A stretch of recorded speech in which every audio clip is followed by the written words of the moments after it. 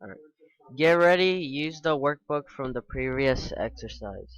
Click the Data X worksheet and select cells A2 to F9.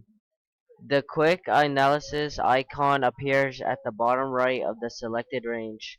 Move the mouse pointer to the button and the screen tip displays. Click the quick analysis button. A small window called the quick analysis gallery opens.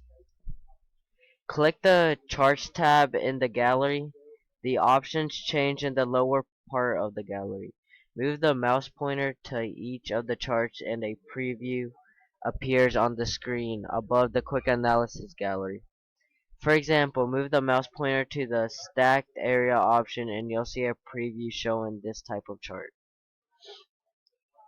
We will not add any charts from the charts menu at this time. Click the Spark Lines tab. Move the mouse pointer to preview the column option, a set of tiny column charts shown in column D. Click the line option, a series of lines appear in your worksheet in column G. Row 2 should not have a spark line. Click cell G2 and on the design tab. Click the clear button.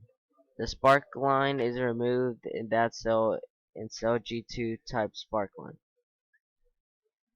Click cell G9. Use the fill handle to drag to cell G10.